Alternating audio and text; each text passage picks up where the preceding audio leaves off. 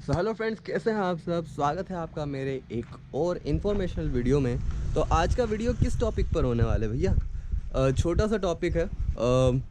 कुछ 5-6 या फिर हाँ कुछ छोटी सी टिप्स देना चाहूँगा, इन्फॉर्मेशन जो आपको एक ट्रिप से आपकी राइड पर जाने से पहले ध्यान रखनी चाहिए। वो टिप्स क्या हैं वो मैं आपको बताता हूँ। नंबर 1, सबसे पहले अगर आप कहीं ट्रिप पर जाने का प्लान कर रहे हैं अपनी बाइक से, तो आपको एक चीज़ का ध्यान रखना है। सबसे पहली चीज़ जो आपको करनी है वो है आपकी बाइक को एक बार अच्छे से चेक करना है। चेक क्या करना है, जैसे कि मेरी डेवल यहाँ पर खड़ी है। मुझे अगर इससे कहीं राइड पर जाना है, किसी लंबे टूर पर जाना है, लंबे भी नहीं, अगर कोई से टूर पर ही जाना है 300-400 किलोमीटर के, तो सबसे पहली चीज़ मैं इसको करूँगा कि मैं इसे ले जाऊँगा पहले मैकेनिक के पास। मैकेनिक के पास क्यों ले जाऊँगा भैया, मेरी गाड़ी तो सही सलामत है, क्या दिक्कत है इसमें।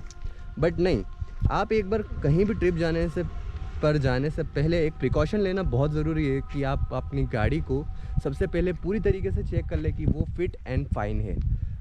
मतलब अगर देखा जाए तो इसमें टायर प्रेशर से लेके, इंजन ऑयल से लेके, ब्रेक ऑयल, फलाना ढिमका, सब कुछ जो है परफेक्ट कंडीशन में होना चाहिए। मतलब गाड़ी आपकी अप टू डेट होनी चाहिए।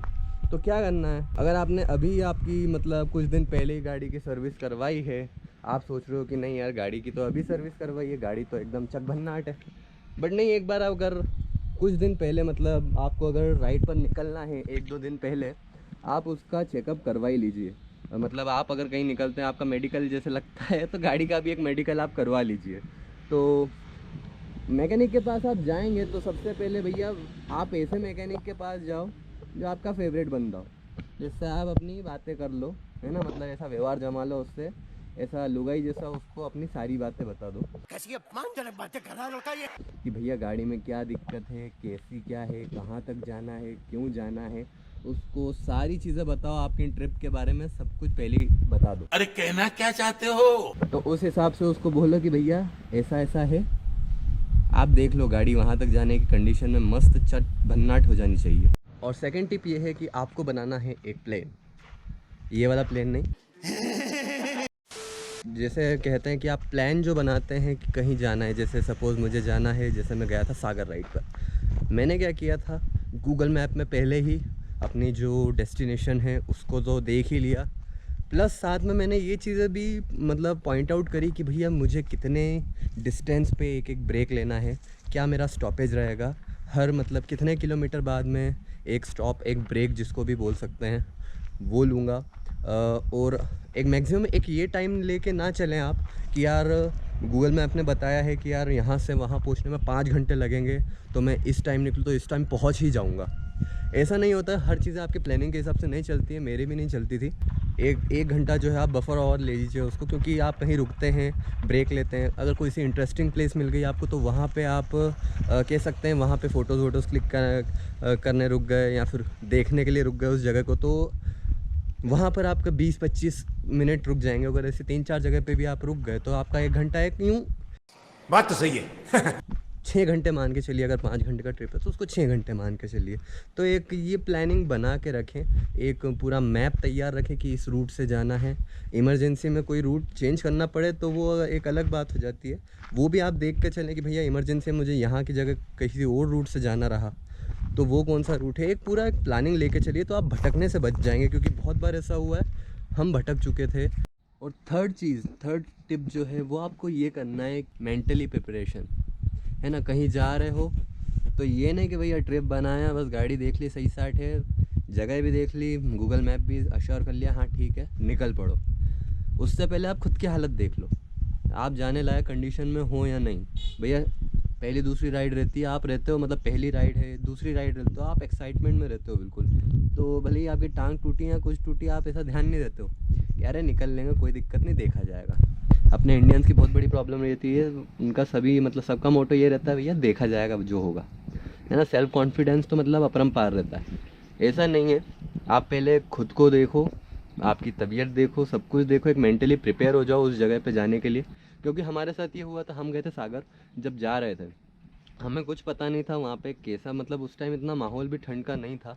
बट हम जब पहुँचे और वहाँ पर जब जंगलों में से निकल रहे थे, जो रास्ते थे वो जंगल से होते हुए भी थे कुछ, तो वहाँ पर एकदम से इतनी ठंड बढ़ी थी ना, उस ठंड को झेलने के लिए हम मेंटली प्रिपेयर नहीं थे, ना फिज़िकली ना मेंटली।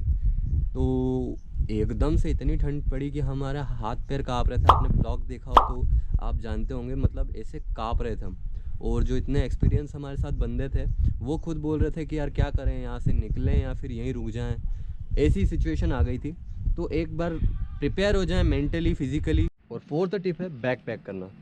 बैग पैक करना मतलब आप कहीं जा रहे हैं तो बैग जो पैक करते हैं आप, वो आपकी ज़रूरत के अकॉर्डिंग ही करें।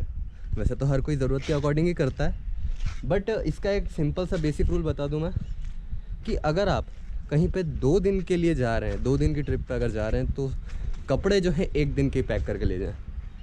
क्यों भैया? एक छोटा सा कॉमन सेंस है।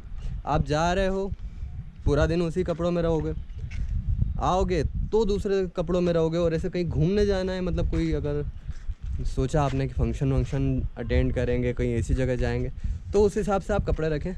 क्योंकि उसमें एक चीज़ ऐसी है कि देखो, अगर आपने ज़्यादा लगेज कैरी किया है और आपने उसको पीछे सैडल स्टे पे बांधा है या फिर कैरियर पे बांध रखा है पीछे, और कहीं ऐसी जगह आप जा रहे हो राइड पर और कुछ ऐसा कोई सा स्पॉट आ जाता है जहाँ पे आपको ना पार्किंग ठीक मिलेगी और ना ही कोई सामान रखने की जगह मिलेगी, मतलब कोई लॉकर वॉकर उस जगह पे। जस्ट लाइक मैं एग्जांपल खुद का ही देता हूँ, मैं हर बार खुद का ही देता हूँ क्योंकि मेरे साथ ये सब चीज़ें हो चुकी है, इसलिए मैं ये वीडियो भी बना रहा हूँ। क्योंकि सांची राइड पर हम गए थे, सांची गए, वहाँ पर पार्किंग में बाइक छोड़नी थी, बैग पीछे टंगे हुए थे बाइक पर, पीछे कैरियर पर बांध रखे थे, और बैग्स को रखने के लिए कोई लॉकर या कुछ नहीं था। जस्ट लाइक आप उज्जैन भी जाओगे महाकालेश्वर, तो हमने सामान भी एक होटल करके उसमें रखा था। तो ज़्यादा लगेज भी ना ले, क्योंकि ये आपकी मुसीबत बन जाता है इतना ज़्यादा लोड। फिफ्थ टिप आती है, वो आप उसको सेकंड टिप में ही ले सकते हैं प्लानिंग करने में, कि आप एक बजट अपना निर्धारित करके चलें। बजट इन द सेंस मैं क्या कहना चाह रहा हूँ कि अगर आप यहाँ से निकल रहे हैं तो उस जगह पे आप जहाँ रुकेंगे, अगर आपका कोई साथ वाला है, मतलब वहाँ पे कोई रहता है जिसके घर रुकेंगे तो कोई प्रॉब्लम नहीं। बट अगर आप होटल लेके रुकते हैं या फिर खाने पीने का जितना भी है, आप एक इसका पहले ही एक छोटा सा बजट बना के चलें। क्योंकि ऐसा होता है मोस्ट ऑफ द टाइम कि आप बस निकल जाते हो, ज़्यादा कुछ देखते नहीं हो, निकल जाते हो, बाद में जाके मालूम पड़ता है कि यार बजट कम पड़ गया, यहाँ बजट बाहर निकल गया अपने जो जितना था अपन ने सोचा था। क्योंकि ये चीज़ हुई भी है अपने निहाल भाई के साथ भी। वो भी बुरा नहीं मानेंगे इस बात का कि वो जब आए थे, हम सांची राइड से सागर राइड से आए थे, वो ऑनलाइन पेमेंट यूज़ नहीं करते, वो हमेशा कैश पेमेंट रखते हैं हमारे पास। और कैश उनके पास जितना वो लाए थे उससे ज़्यादा उनका एक्सपेंस हो गए, तो वो एक लिमिटेड बजट के साथ यहाँ से वापस बेवार गए थे। मतलब बहुत लिमिटेड पैसे फिर उनके पास, मतलब लिमिटेड कैश बचा था, लिमिटेड कैश के साथ वो गए थे। बट हाँ, ऐसा अगर होता है कि आप लिमिटेड कैश या फिर लिमिटेड बजट के साथ चलते हो, तो उससे पहले आप अपना पूरा स्टडी कर लें उस चीज़ को कि कहाँ जाना है, कैसे रुकना है, कहाँ करना है। प्री प्लानिंग एक ज़रूरी है। और लास्ट और सबसे इम्पॉर्टेंट पॉइंट ये है कि सेफ्टी गियर्स, राइडिंग जैकेट्स, बिल्कुल हमेशा सेफ्टी अपनी पहले देख के चलें। मैंने मेरी डेवल में भी बहुत सारे सेफ्टी के काम करवा रखे हैं, क्रैश गार्ड और सब लगवा रखे हैं, नकल गार्ड। लेकिन खुद की सेफ्टी के लिए भी मैंने राइडिंग जैकेट बुलवा रखे हैं, नी पैड्स, एल्बो गार्ड बुलवा रखे हैं।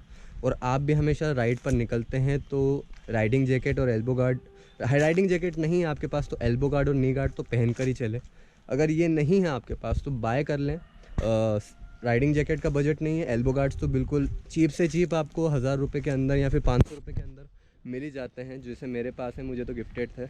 तो आपके पास अगर इसका भी बजट अगर नहीं हो, आप एक्सपेंस नहीं करना चाहते हो इतना, तो आपका कोई फ्रेंड हो तो आप उससे बोरो कर लें, है ना, उधार ले लें, मांग लें, या वो भी नहीं हो तो चोरी कर लें। ये क्या बात करता है यार। और लास्ट जो चीज़ है वो है आपके हमेशा डॉक्यूमेंट्स जो है कंप्लीट रखो। गाड़ी और डॉक्यूमेंट्स क्या चाहिए रहते हैं मोस्टली, मतलब जो रहती हैं आप सबको पता होगी, ये बताने की ज़रूरत नहीं है। आरसी, गाड़ी की आरसी तो आपको रखना ही है साथ में। इंश्योरेंस हमेशा कंप्लीट होना चाहिए। आपका ड्राइविंग लाइसेंस आपके साथ होना चाहिए भैया। आपका फ़ोन घर भूल जाओ, ड्राइविंग लाइसेंस मत भूलना। एंड लास्ट जो रहता है मोस्ट ऑफ, मतलब अगर आपकी बाइक नहीं है, जैसे मेरी है, जैसे 1 साल भी नहीं हुआ है तो मुझे पीयूसी की ज़रूरत नहीं है। बट आपकी गाड़ी 1 साल से पुरानी हो जाती है, 1 साल हो जाता है गाड़ी को, तो 1 साल बाद आपको उसका पीयूसी रखना ज़रूरी पड़ता है। BS6 हो या फिर कोई सी भी, 1 साल तक ज़रूरत नहीं पड़ती है। तो ये 4 डॉक्यूमेंट्स तो आपको रखना ही है। अगर आपकी गाड़ी 1 साल पुरानी है तो 4 रखने हैं, वरना 3 डॉक्यूमेंट्स तो आपको रखना ही है, ड्राइविंग लाइसेंस, इंश्योरेंस और RC। तो फ्रेंड्स, आपको अगर ये इन्फॉर्मेशनल वीडियो पसंद आई हो तो वीडियो को लाइक कीजिए, अपने दोस्तों के साथ इसे शेयर कीजिए और मेरे चैनल को सब्सक्राइब कीजिए ताकि मुझे भी थोड़ी मोटिवेशन मिले ऐसे कुछ और नए प्रकार के वीडियोस लाने के लिए। तो मिलते हैं आपसे किसी ऐसे ही अगले वीडियो में, तब तक के लिए टाटा बाय बाय।